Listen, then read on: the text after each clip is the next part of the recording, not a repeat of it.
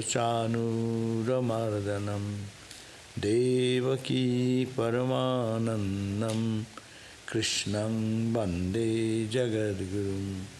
Om Shanti, Shanti, Shanti. Our salutation to Bhagavan Sri Krishna, the son of Vasudeva, the darling of Mother Devaki, the Lord of the world and the Guru of the entire universe. We salute him again and again. Om, peace, peace, peace be unto us all. So we are reading about how the creation came and how Brahma was created by Lord Narayana. And Narayana created Brahma, Brahma created this universe. And this creation, it didn't happen in a cyclic or cyclical way. That is the idea of creation in Indian tradition. It is not one-time creation. One-time creation, it is all created, but it repeats. It goes on again into evolution and to involution, involution and involution.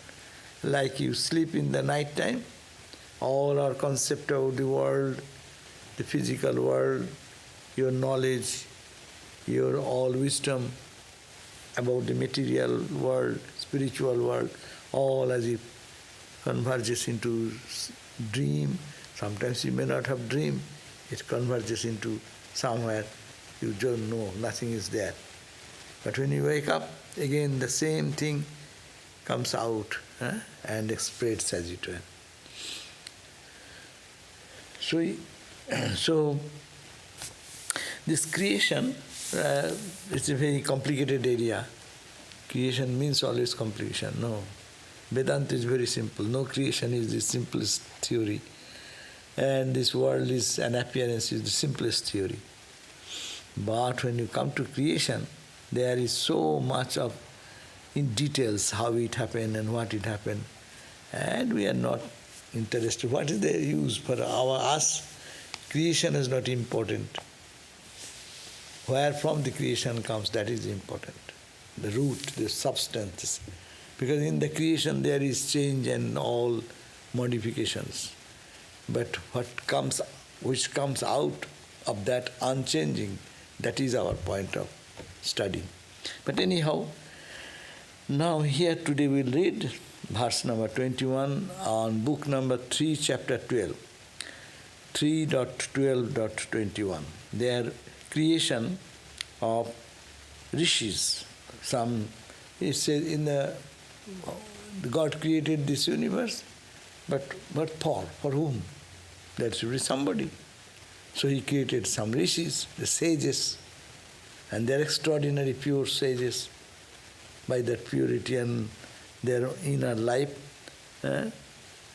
So next Brahma, the creator, energized by the Lord, which the Upanishad says, Eko aham, I was alone, I will be many.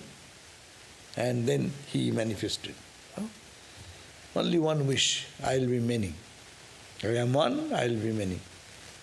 And it's such a powerful wish, desire, cosmic desire. Then it manifested. How it manifested?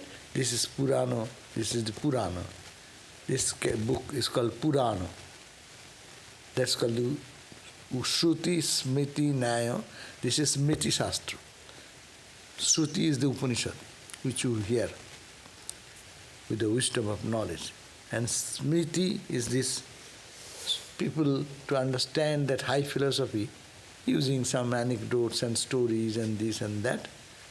Then people can grab something concrete. So this is to help people to understand what is beyond, but through the creation. So he says that Brahma, energized by the Lord, was contemplating on how to multiply his creation. Because in the whole universe, the beautiful universe is there. In the whole Los Angeles there are 5 people. Then what would happen? Imagine, in the whole world is created. The sun, moon, stars, everything got created. And there is no life, only one Brahma. Then Brahma says, what shall I do alone? It's a creation. If we go back to oneness, that's okay. But when you come out to see, we always like, that's why we human beings want some company of another person, no? The friends, in our life, people don't like to live isolated totally, It's depressing. That's the point. So, they want to make friends and others. So when he generated 10 sons in my mind. Oh, let there be my 10 children. The 10 sons came. And they are holy children. These 10 are, their name is Marichi, Atri, Angiras, Paulasta, Pulaha, Kratu, Bhrigu, Vasishta. These are the different names of the 10 progeny what Brahma created out of his mental wish. Narada is the last one.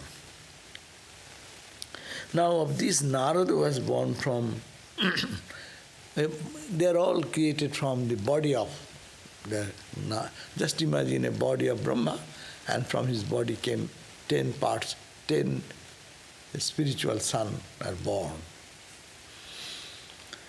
So they say Daksha, Vasishta, all came from different body touch of their parts of the body.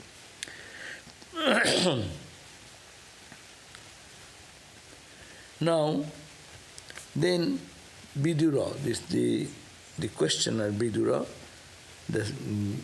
said, "Oh Vidura, I have heard that Brahma was stricken with this. He was then wanted to creation of the Vedas. He created this and created the 4 Vedas. So how it came? The Brahma, we have a Brahma statue. Did you see that? In our dining hall, there is a Brahma statue, 4 face, 4 side, 1 east, west, north, south, 4 faces. So that means he sees everything. We see only this side, but he sees this, he sees this, he can see this. That means whole creation he can watch over. So Brahma continued to think that he would now create beings following parallel to the previous cycle of time. As I said, it is cyclical. One day, today, all our knowledge, experience, everything, when you go to bed, then it is collapses and merges into one, and as if they are not there. It's called destruction. Creation and existence and destruction. Creation, preservation, destruction. And after destruction again, get up in the morning. Yatha purvam makalpayat. Then as it was previously, we saw the world yesterday, we saw the same thing like today. So it is the manifestation of creation became the same way as withdrawal was done. Involution and evolution. So the stages of involution, the way it went, the stages of evolution also happened that way. So he says that Brahma continued to think that he would now create beings. How? Now following the parallel of the previous creation time. That is called, the Sanskrit term is kalpa. As it was previous kalpa, previous period of time of creation, so he started thinking, I'll follow the same process by which this creation will be maintained. And the 4 faces of Brahma, from the 4 faces of Brahma, thus contemplating the 4 Vedas. What are the 4 Vedas? We all know, Rig Veda. What is the 4 Vedas? Rig Veda, Atharva Veda, Samaveda, Jajur Veda. So the four phases, the four Vedas emerged. All the Vedic wisdom came. The rituals known as Chaturhatra, performed for four sacrificial priests, the Jagnas, all their elaborate details, subsidiary Vedas, logic, Dharma, all came into existence. From the mouth of Brahma, the four Vedas, and how to perform that Vedic rituals, what is the fire, sacrificial fire, how to do, all this came out from the mouth of Brahma. But these four phases cannot speak at the same time. I do not know. The period of time of Rig Veda are very different from Yajur Veda. One mouth stops and other mouth speaks. Yeah, but that takes thousands of years for us. And for Brahma it is 1 minute. Huh? That's it. And in a relative time is, of course, time comes. But yeah, one after another. First, history says that this is historically, if you judge, Old Testament, New Testament, no. So there are time period in between difference. But anyhow, Vedas were also done like that. Vidura then asked, O great ascetic,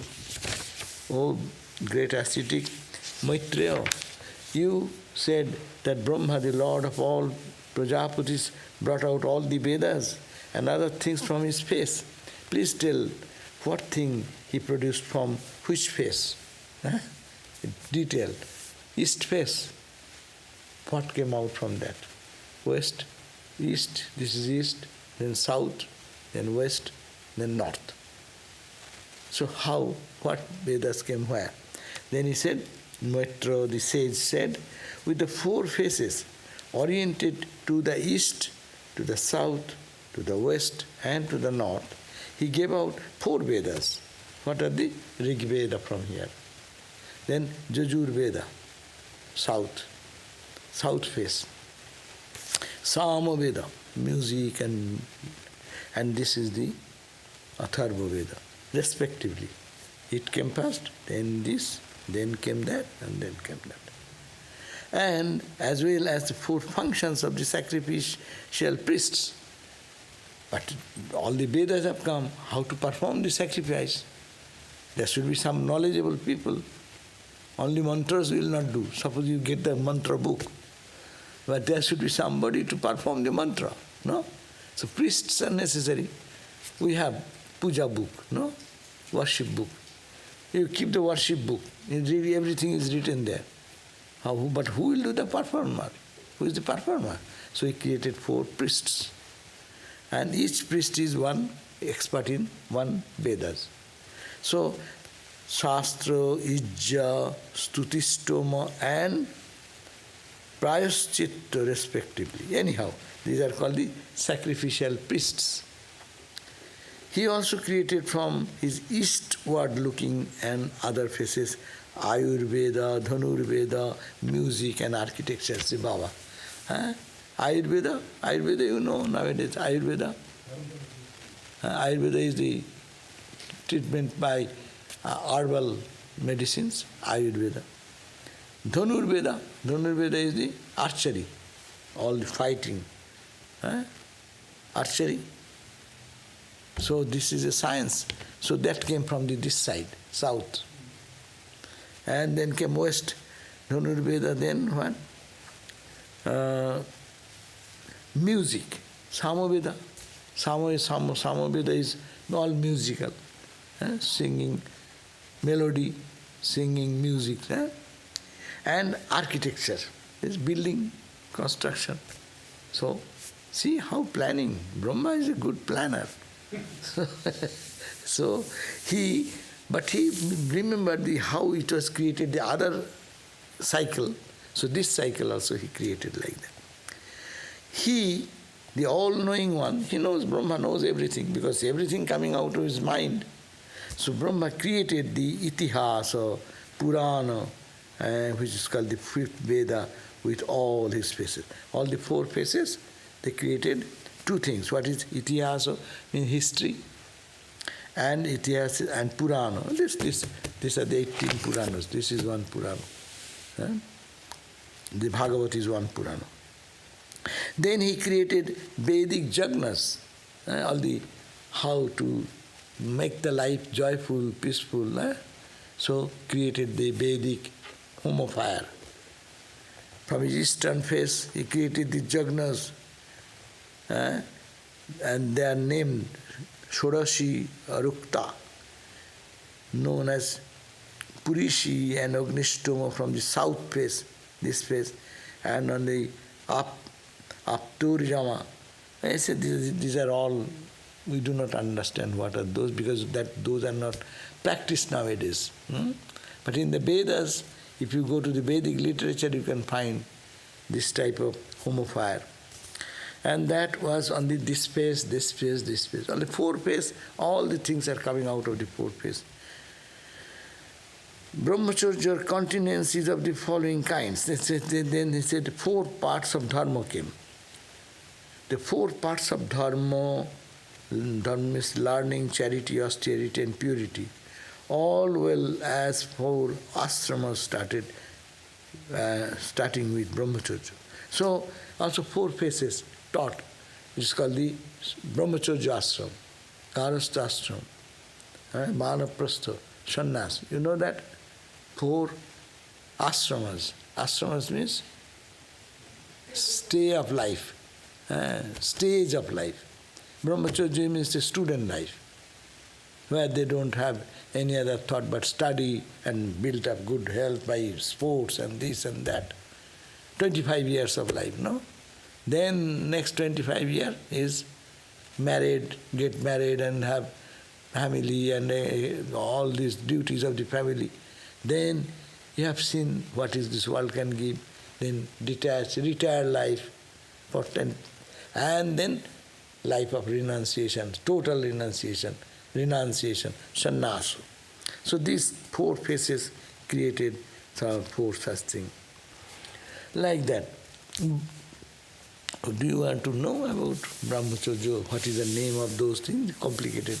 You want to remember, it will not register in the brain. Better we skip the pages.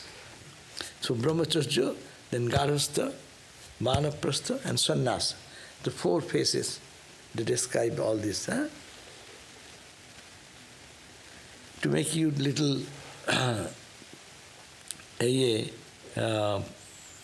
these names will confuse us much. Vanaprastha also are 4 kinds. Sannyasa also 4 kinds. What are the 4 kinds? Let us know what is the sannyasa. 4 types. The sannyasins also are 4 kinds. This face. What is the face? East, west, north. North side.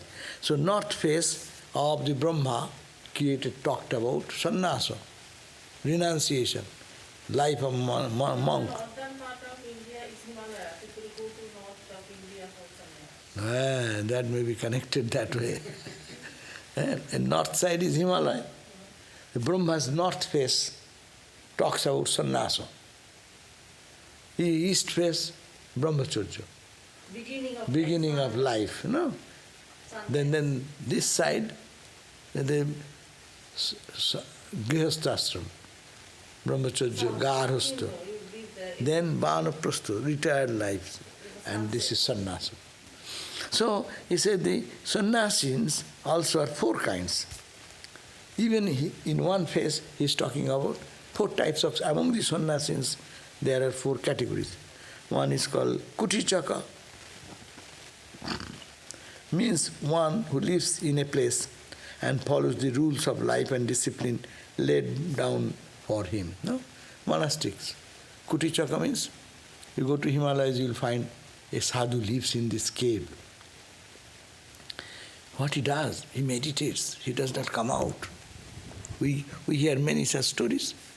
So it is called kuti, means one house. What is the house of a monk?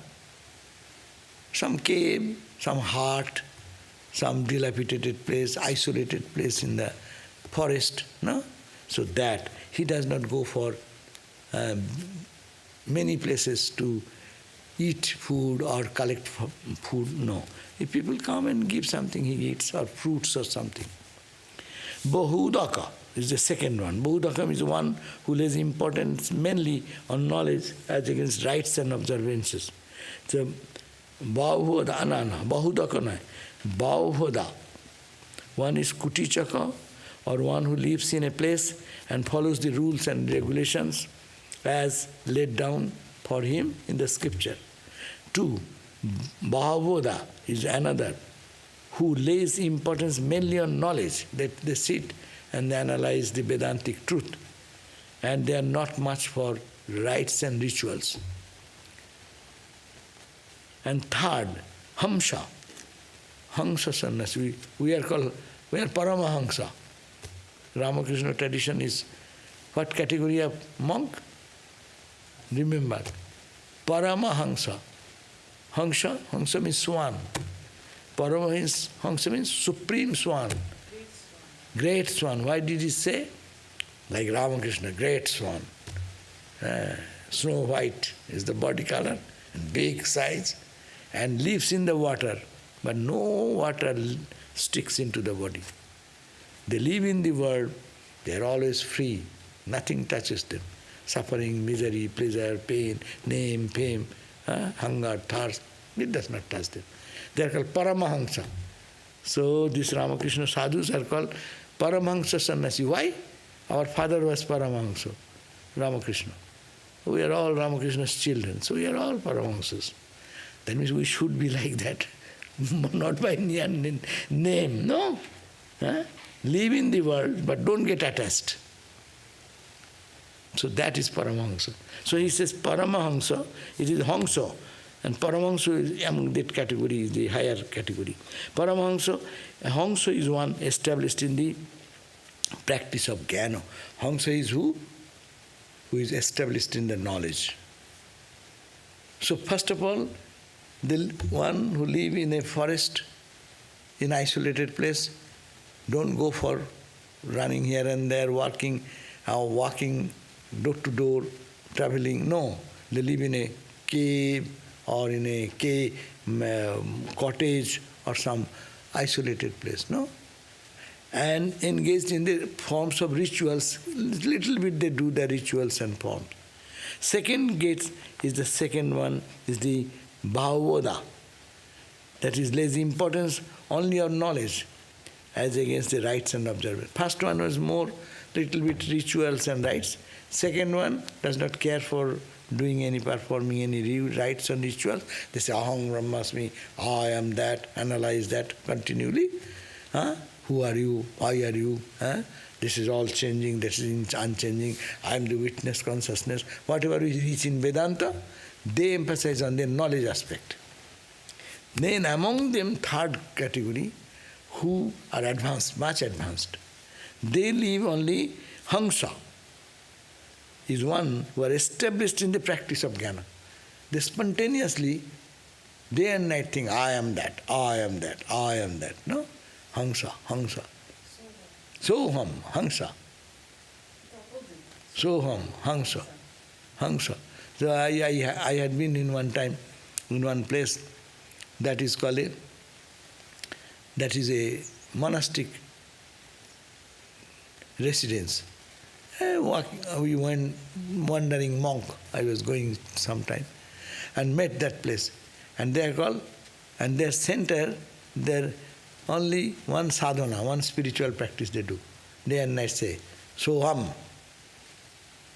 I am that. Soham. Nothing. They don't do any ritual, anything. Only, their only sadhana is Soham. The day and night they are thinking. And they live there for years and years and years. Then naturally, they are in this category, that the Hamsa is one established in the practice of jnana. So they are established in practice of jnana. They don't do any ritual, they don't do any performance, other type of japa, etc. I am that, I am that, I am that, I am that, I am that. They continuously practice that and they are established in that knowledge. And the fourth is Niskriya, or one who has realized the Atman. But they have absorbed themselves into the Atman consciousness. So among the sannyasis, there are 4 categories. The 4 types of knowledge. Knowledge is also 4 types. What? Knowledge relating to moksha. Moksha means liberation. Dharma, kama and artha. Also, the Bahriti, Bhu, Bhuva, Swa, Maha, comes out of Brahma's east face, etc. order. Pranava Om came from the space of his heart. Brahma's heart, the sound came Om, expression of Brahman. From Brahma's hair came the Vedic meter. From the skin, the meter Gayatri. From his flesh, the meter Trishtu. From the snayu, the meter Anushtu. And from the bone, the meter Jagati. The musical notes are there in different names of musical notes. That means Anushtup, Trishtup, Jagati, these are different things. So it all came from one simple word, it all came from Brahma's body, the whole universe.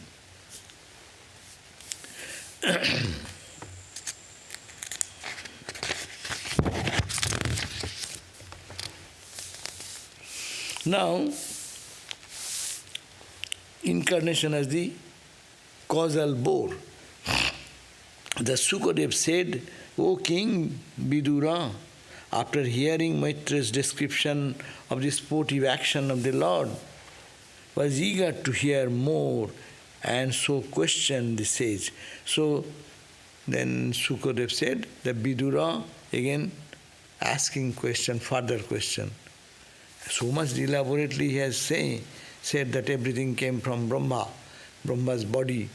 All the Vedas came, the Shastras came, the rituals came, the mantras came, and all these different stages of life, that philosophy came, and the performance of jagnas, etc. came, and the performers also came, but still I want to know more. So Vidura then putting this question to the same sage, Maitreya.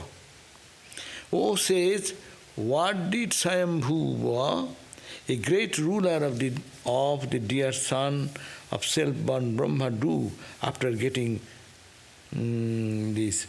O Holy One, please narrate to me who is possessed of faith, the doing of that saintly king, the very first ruler in the world. He was one who had resigned himself to the Lord. So, are you interested in reading what that creation time Lord Maitreya said that Swayambhu becoming split into 2 and become male and female and all these things. Incarnation of the cosmic boar, Maitreya said, Brahma, seeing the earth submerged, thought as follows for long above the water, ways of means of lifting this.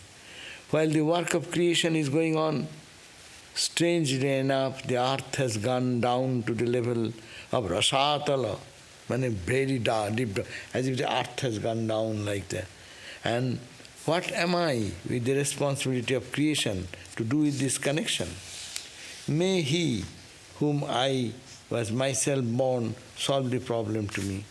Out of the nostril of Brahma, who was thus thinking, emerges mini boar. Anyhow, the boar avatar, they came.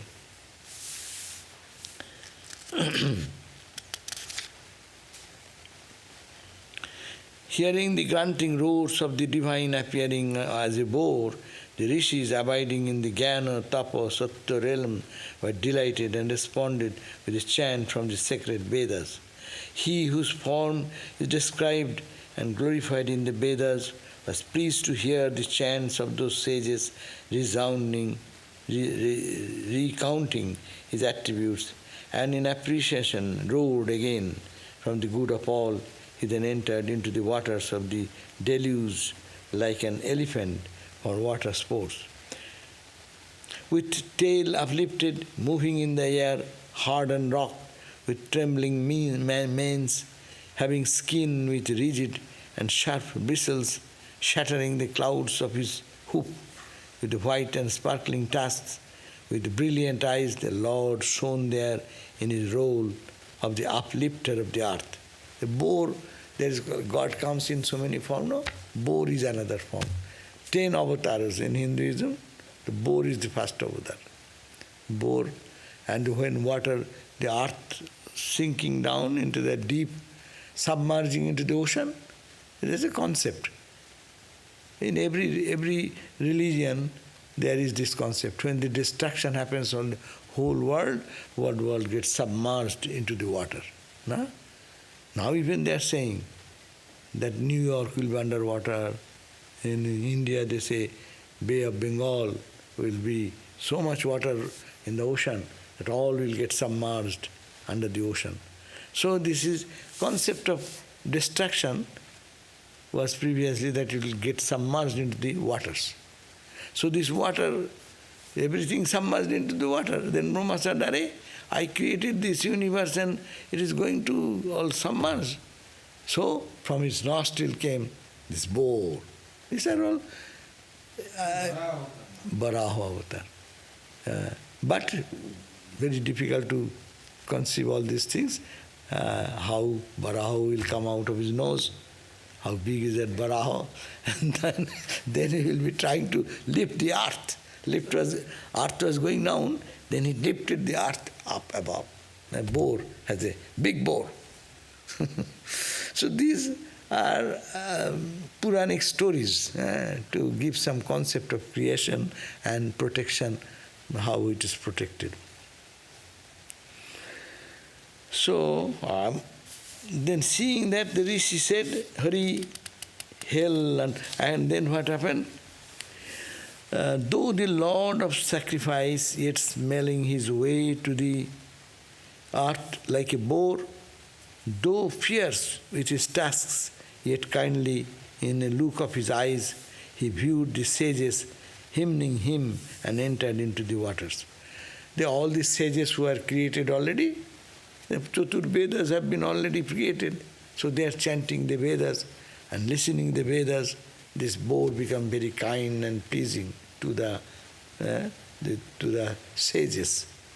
And when he took his plunge into the ocean, the force of the impact made by the massive and mountain-like body seemed to spill the belly of the ocean, who in mortal pain seemed to be crying out of mercy with uplifted wavy arms. That Yoga embodied one dived into the water, limitless in expanse and in depth, shattering it with his sharp hoops, and in the depths of that water, in Rasatala, he came across the earth, Bhu, the support of all beings, whom he had once sheltered in his abodement at the time of deluge. While the Lord stood there in his glory, lifting up the earth on his tusk from Rasatala. Rasatala means, there are, in concept of Hinduism, there are different levels. Bhu is the earth. This earth is called Bhu. Bhuva, Sa, Maha, Jano, these are upper planes. And then 7. And lower 7 planes are there. Tala, Atala, Rasatala, Talatala, Patala, like that. So the earth was going down. So the god in the form of boar, Varaha, came and uplifted, plunged into the water, went down and found the Bhu, earth plane, and with a tusk pulled it up like that.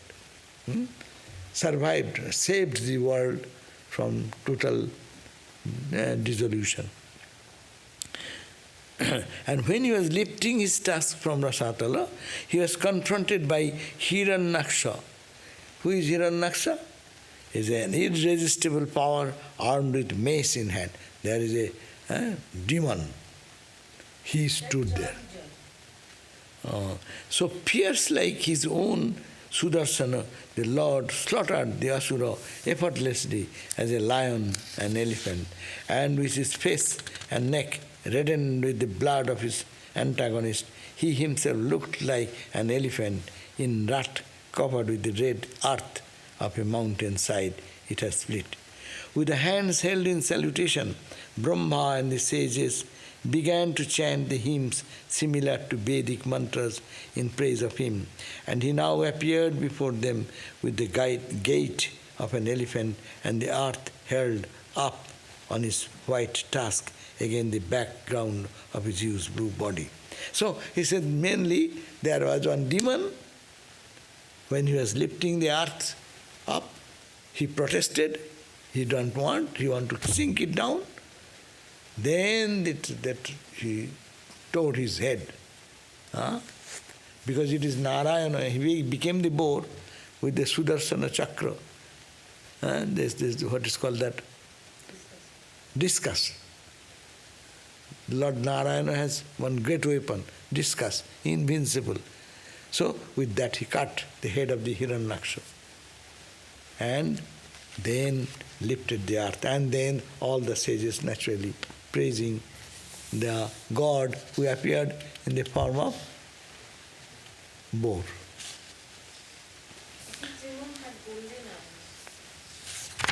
Of course they will have. Here here what is said, we read it here. Hiranyaksha, yeah. Hiranyaksha. Huh? The two brothers, Hiranyakshi and Hiranyakashipu. Prahlad's father, Hiranyakashipu. That. Prahlad's father was Hiranyakashipu. And these Hiranyakashipu both are brothers. Okay. Achha. So Hiranyaksha. Aksha means the eyes. Akshi. Hiranya means gold. His eyes are like gold. Though he is a demon, but he is not ordinary demon. He has done great austerity and power. All these things come by austerity. So then he killed that Hiranyaksha. That's the major thing. And we need not have to know all these details. If you are interested, you can read detail, but I am not finding much interest into getting into it because we have no background of that. These are to be learned in India from the childhood. Your grandma will tell you all the stories one after another and it sinks in your mind. No. We are Vedanta, so we don't want to hear so much of details. Now the sages are praising. What they are praising? Now the hymn of the rishis. The rishis are praising, "Oh Lord." Now they will say, "Oh Lord, you came down, we are sinking into the ground, you have lifted us," on all the praise of God. So, hail, hail unto thee, O unconquerable one, O thou the one adored by the all Jagnas. The Vedas constitute your body, manifest here at the bore, shaking off the waters in all direction. All sacrifices are latent in your pores. To you, O causal bore, causal C capital, B capital, causal bore, that means from which this creation has been saved. Our salutation. The Vedic meters are your skin, the sacrificial grass is thy hair, etc., etc. They are all matching with the homofire items. Each item it comes from you. O Lord, the Srak is your facial extremity. Subha, Suk, Subha is the nose. Suk means, when you Suk Subha, you don't know. We do in homofire, you have seen. One long ladle is there by which you take the ghee, and one small spoon. The Suk and Subha. So they are called, longer is called Suk and smaller is called Subha. Is it a kosakushi? Oh, kosakushi. Kosakushi, one type, but when you pour ghee, you take a hata. In Bengali we call hata. That is called the ladle, the long spoon. Better to say long spoon, so that you can take the ghee and pour into the fire. Long handle. Long handle, otherwise your hand will be burned near the fire. So that long handle, so you can pour and pour. And all this, the Agnihotra sacrifice is your mastication of food, sacrifice called diksha, are your repeated manifestation. Sacrifice of Upanishad is your neck, all these things.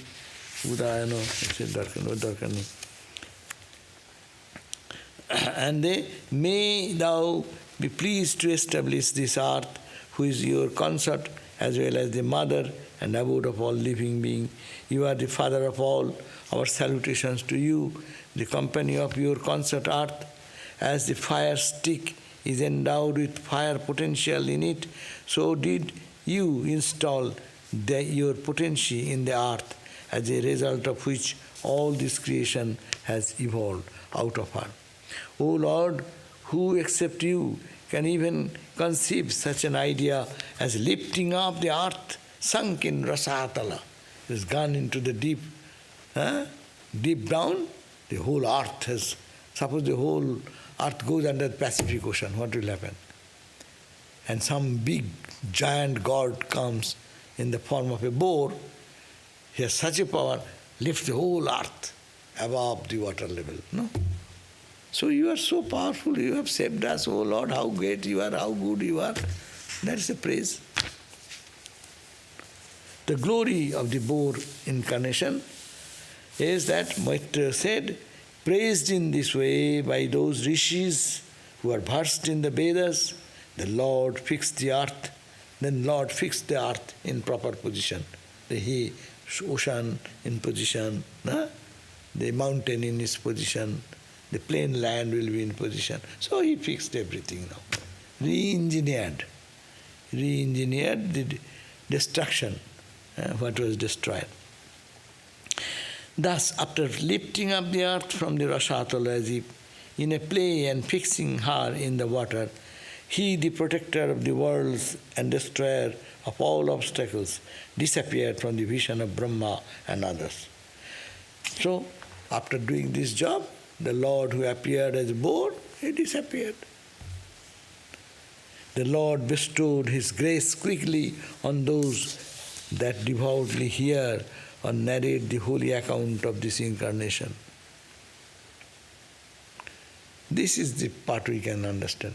If you praise God, if you think of God, then you will be saved from the world and worldliness. That's why ya eva metam hurimedhasa horehe kathang subhadrang kathaniyam aina. Those who are talking about the glories, thus,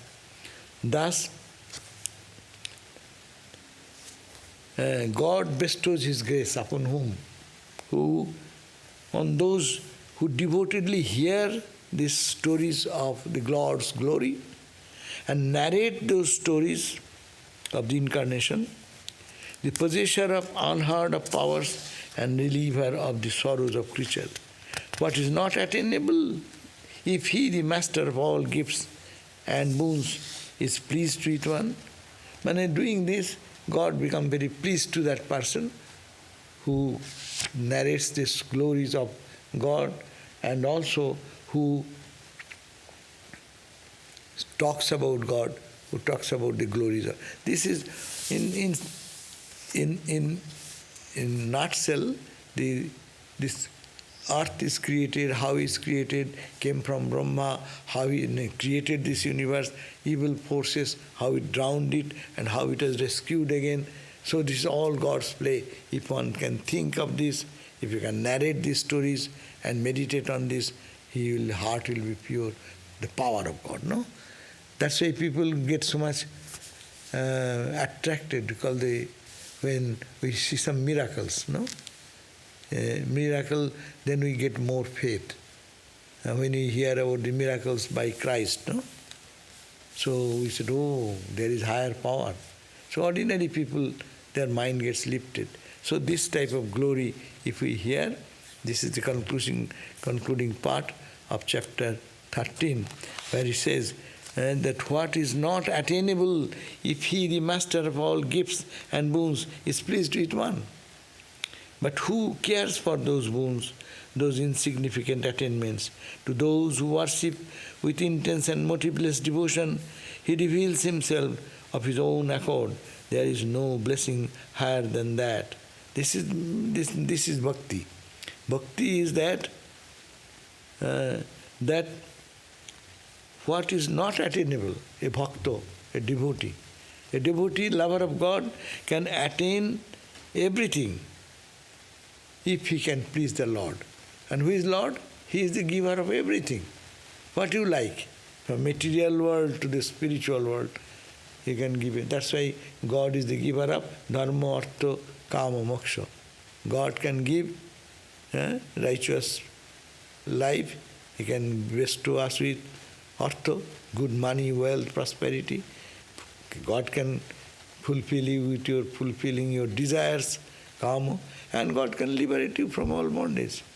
So knowing that God's glory like that, if one chants His glory, then what is left for a person to achieve? They achieve the highest devotion. But who cares for these boons? Dharma, artha, kama, moksha. Who cares for this? No. These insignificant attainments. The real devotee, what he wants? To those who worship with intense, motiveless devotion. That is the point. Those who worship motiveless devotion. It's called the para-bhakti, shuddha bhakti, pure love. And they don't ask anything from God. Lovers of God don't say, oh Lord, give me money, give me wealth, give me prosperity, give me name, fame, power. They are not genuine devotee. Genuine devotee says, I don't want anybody. I don't need anything. I want you. That's why Satu and Narada Bhakti Sutra, they support this idea. Satu Parama Prema Rupa. That love or devotion should be of extreme, intense urge for God. And that is called Vairagya. If you love God intensely, nothing is important for you. You renounce everything. Renunciation is not a struggle. If someone says, you renounce, then we feel difficult. It is very difficult to renounce. How can I renounce? I love this thing, I love this thing. But when love for God comes, it is such a tremendous force. You can automatically, it falls off your life. It is insignificant. But that's it. You have to generate love for God. If that love is there, then these are insignificant. But if that love is not there, then this will pull you back.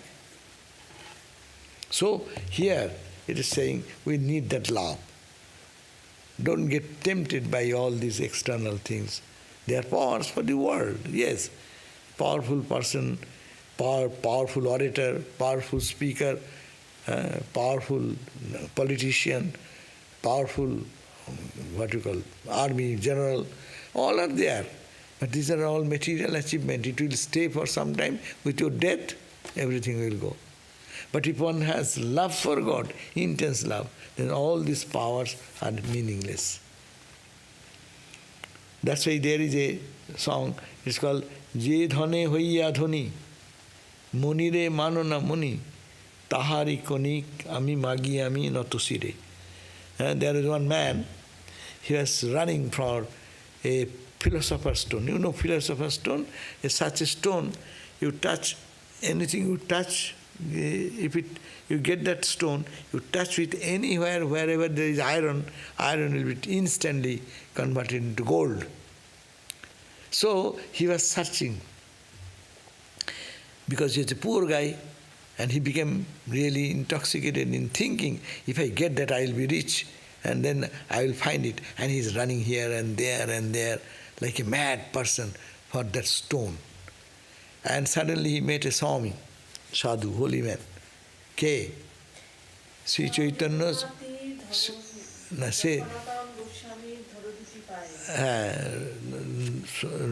Rupa Goswami, na Sanatana Goswami. Sanatana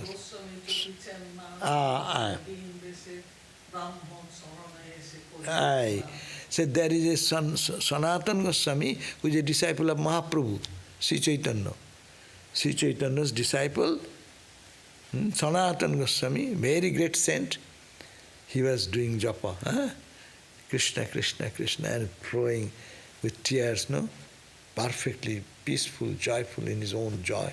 And this person, this Brahmin, who is searching for that philosopher's stone, he came and said, "What do you want?" He said, "What do you want?" "I want philosopher's stone. Can you give me? I am drastically watching, finding to find out where he can." "Oh, you want that? It is there, find out." He put it in his cottage, on the sand bed. There is a thatched cottage. Monks live very simply. So there under the sand, there is a stone. That is there, take it.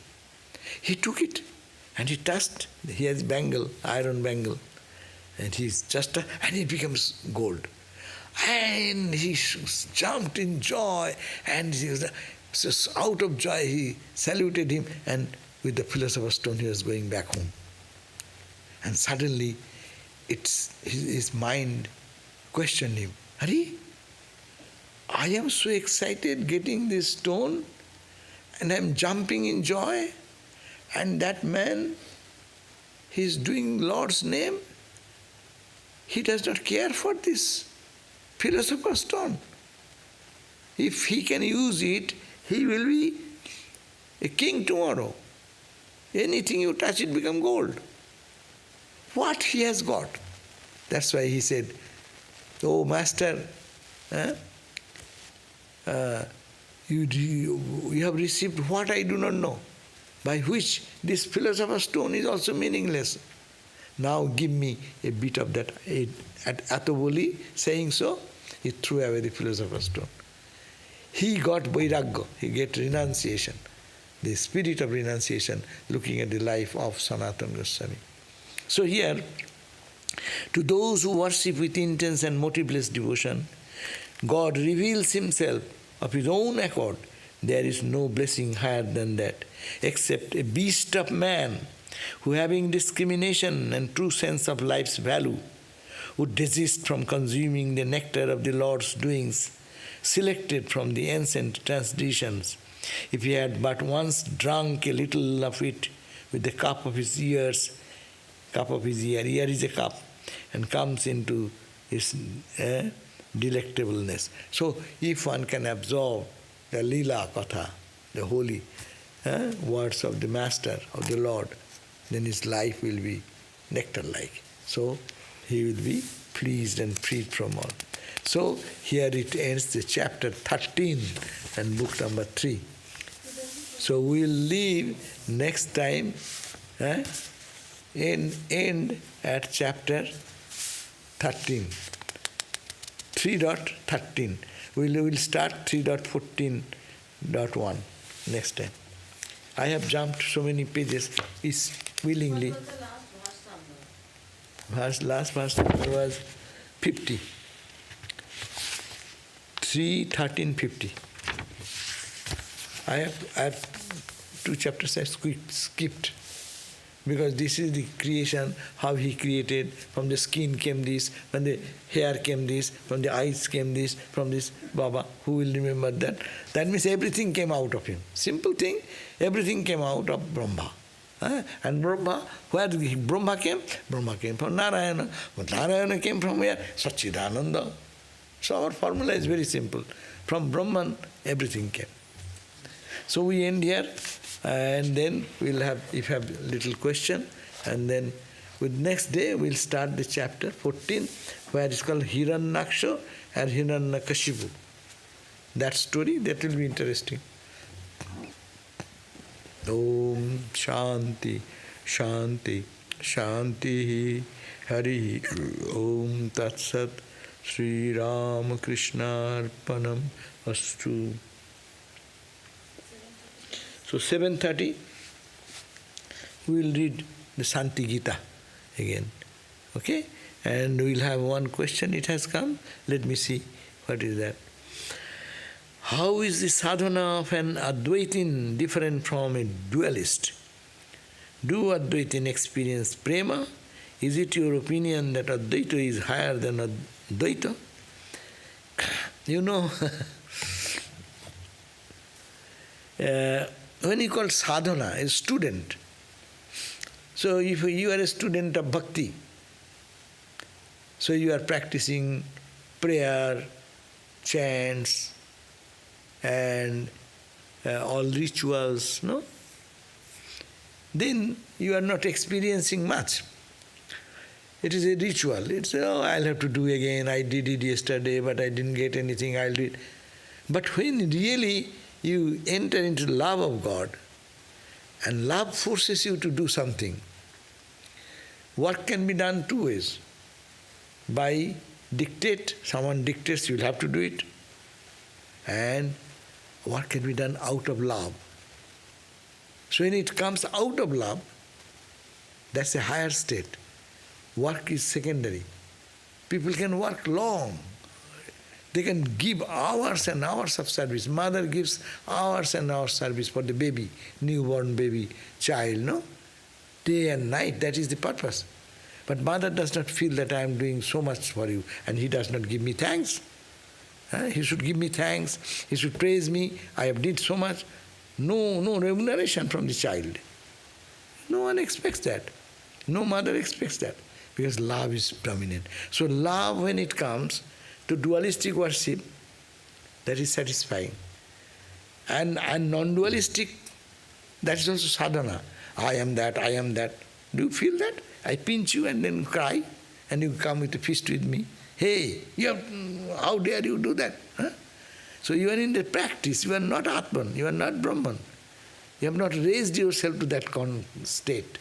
But sadhana, practice, practicing, no, though it happened, but I am not the body, it is the body happening, not me in the Atman. So if you go on practicing, then ultimately you will reach that point of Satchidananda level, where it is all one thing, that is the Atman. And Atman is all bliss and joy.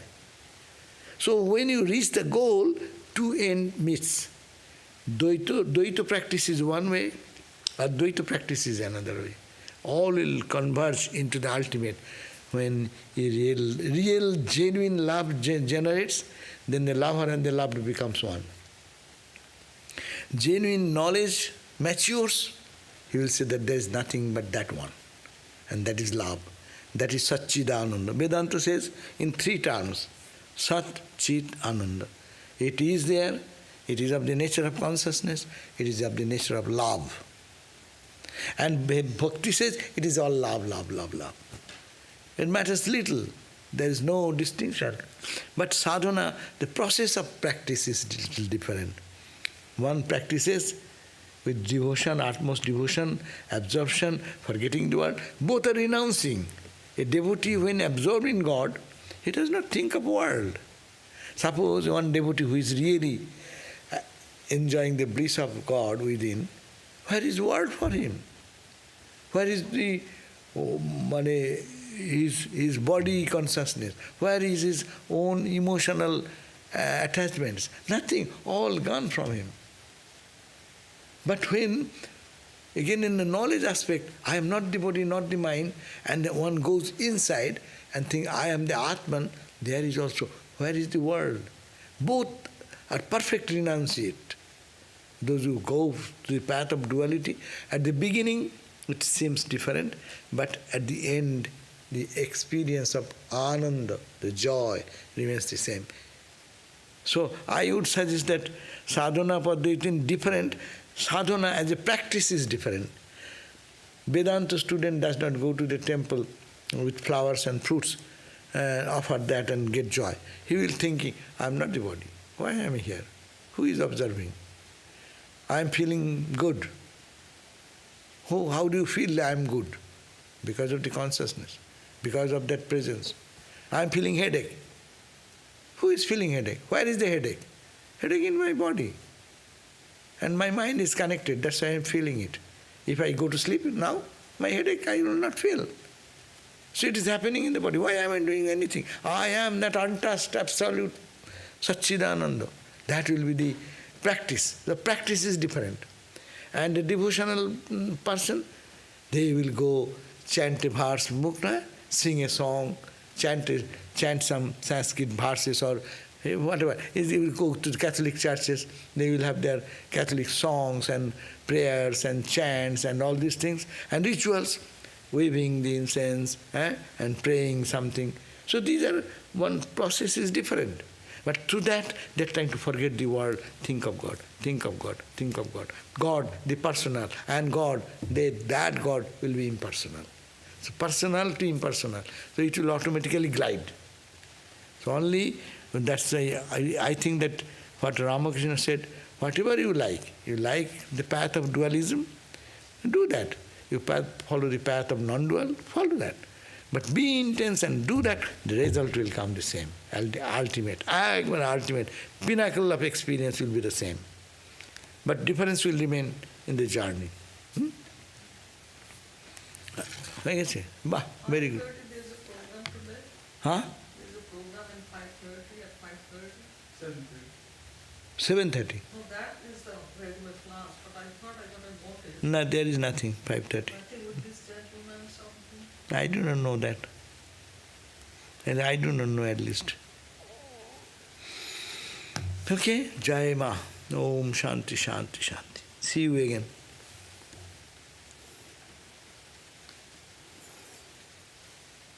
কোথায় দিয়েছে তো দেখুন where is that could you find I thought it might. দেখুন না দেখুন yeah